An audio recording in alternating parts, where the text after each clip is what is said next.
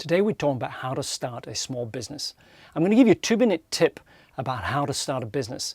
And that tip today is all about don't dig a dry hole. So let's get started.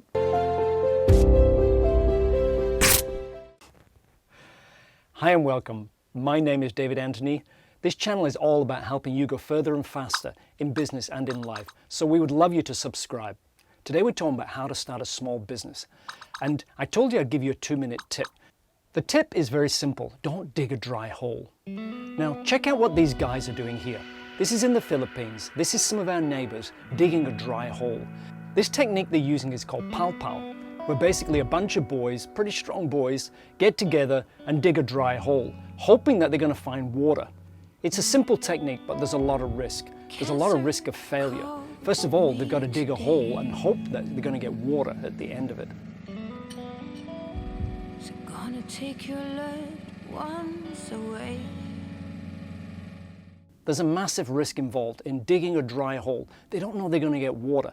They're going to invest 2 to 3 days, maybe 1 week to find water, and there's nothing going to be there.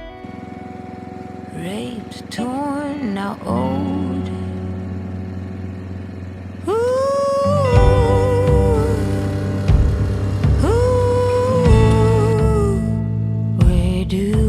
Go.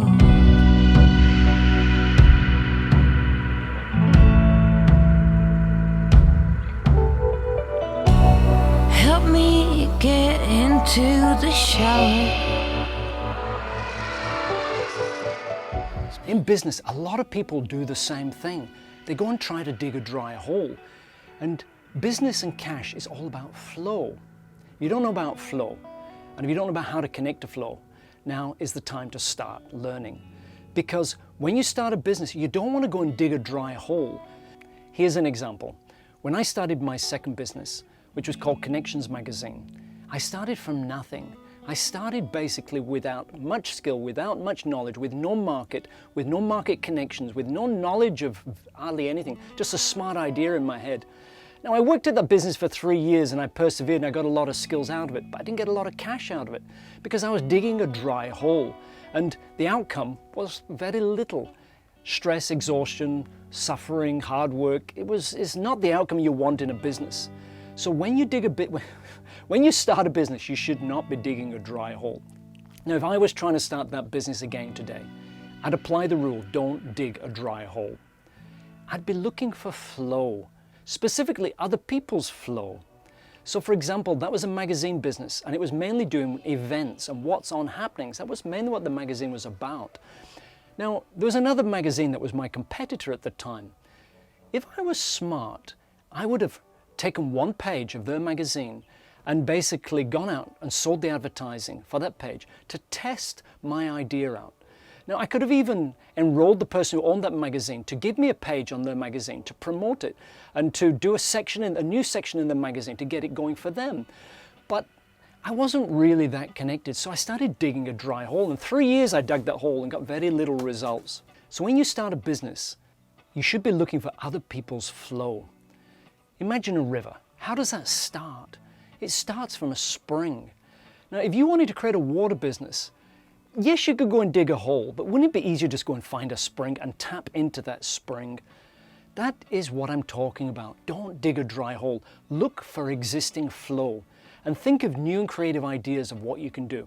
So here's an example. Let's say you wanted to start a cleaning business. And you're starting from nothing, you have no connections, no nothing, you've just got an idea, and you're in, for example, Manila, you want to start a cleaning business. What do you do?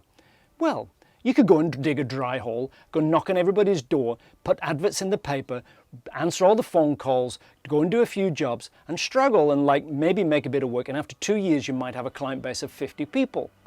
Not much fun.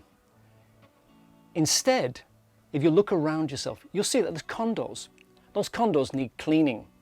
And there's hundreds and hundreds of units there. What if you go to the management and say, hey, I'm starting a cleaning business. How about I clean your office for the next 6 months on a deal? I'll spend 2 hours a week, free cleaning, and you give me access to your client base and your customers in the block here. How about that? What a difference. You're using their flow, their connections, their information, their knowledge, their desire to help you. They want to help you. So you're not digging a dry hole. And within a week, you might have 20 customers. That gives you cash flow. Here's another example. Let's say you wanted to start a bakery shop.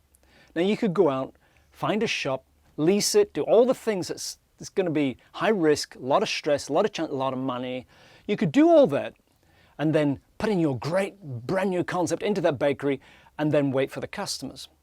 Or, because that is digging a dry hole, or go and find an existing bakery that's run down, not doing very well, but they've got a customer base, they've got some customers, and you've got some new ideas, but you're new to the business, so you don't really know what's going on.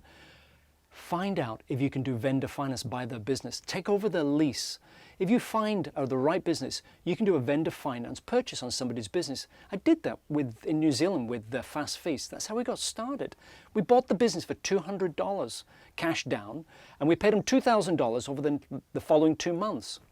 It was great, and we got started. We didn't dig a dry hole. Now, they didn't have a massive customer base, but we drove their customer base of around 600 people to over 6,000 people in 3 months, because people talk. And if you've got 600 people that's still doing pretty good, it's not a dry hole. So the tip today, the 2-minute tip today is don't dig a dry hole. Find somebody else's flow. So I hope you got value from this video today. Give us a thumbs up.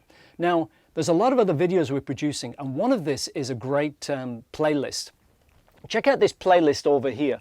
And this is about all the mistakes that you could be making and how to avoid them. So I'm sure you get a lot of value from that. So my name is David Anthony. Catch you again soon. Thank you.